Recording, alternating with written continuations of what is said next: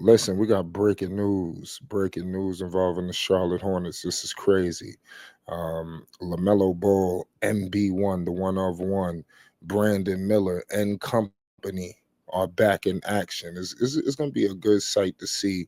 We're going to get into everything, but the Brooklyn Nets is the first opponent, ladies and gentlemen. The Charlotte Hornets will be taking on the Brooklyn Nets. This is going to be spectacular.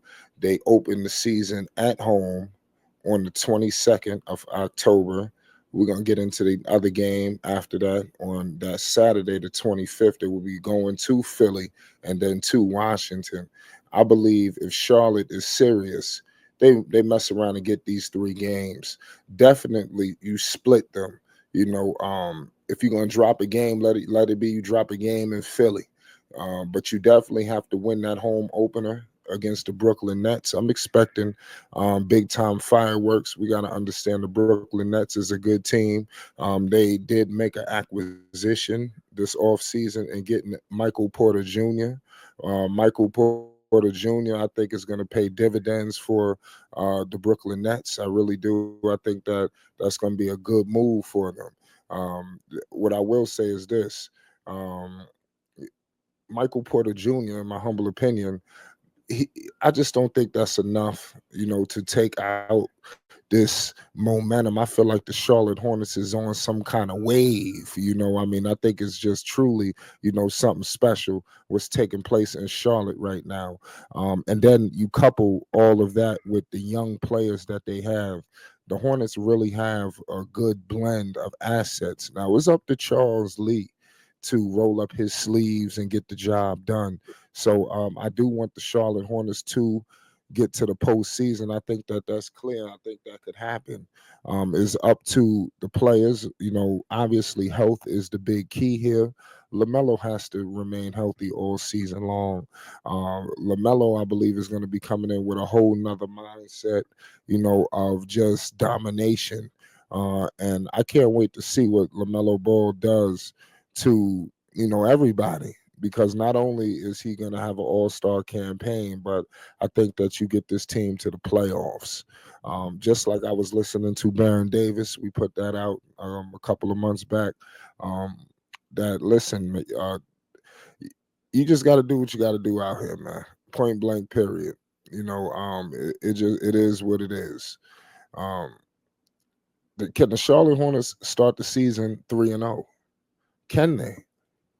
What does the Brooklyn Nets, you know, what do the Brooklyn Nets really oppose to them? The Nets didn't finish much better than the Charlotte Hornets.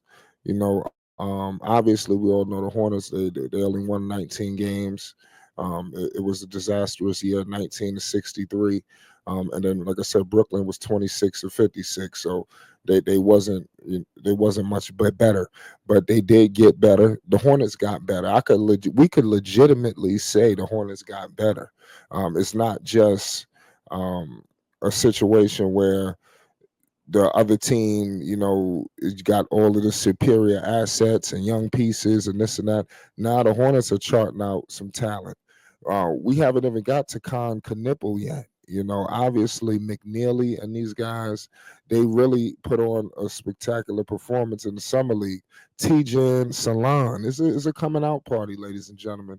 I believe that Tijan Salon is going to have himself an epic campaign this year. I think he's going to be a featured guy in Charlotte. Charlotte drafted him high, so they have to get some kind of return on this investment that they made with this pick. I mean, this was the first pick under this regime. So trust me, they don't want to look silly. And T-Jan had a good summer league. Like I said, I mean, he looks. I can't say nothing.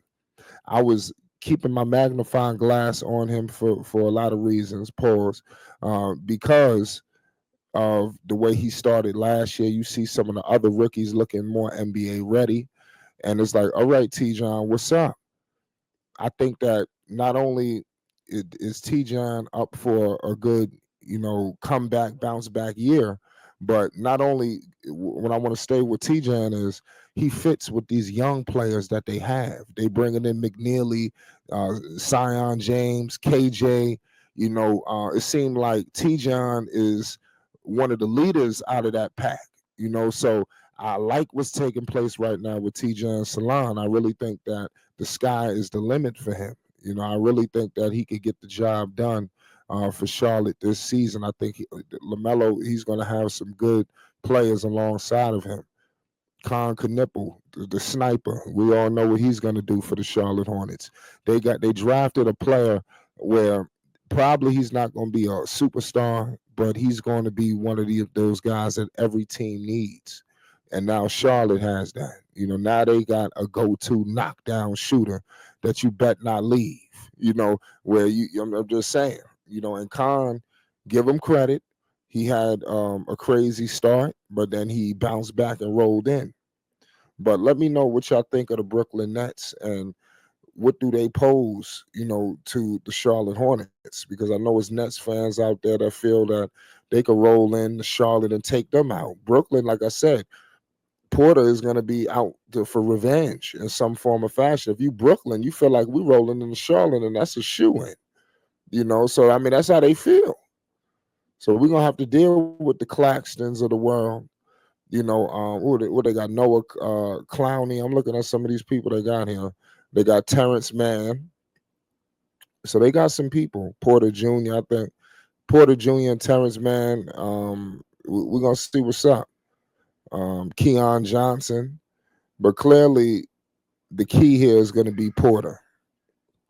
I think that Porter is going to. I believe they still got Thomas too. So I believe they got Cam Thomas. I don't think he left. If he did, y'all let me know because Nets basketball has been rough, through these years.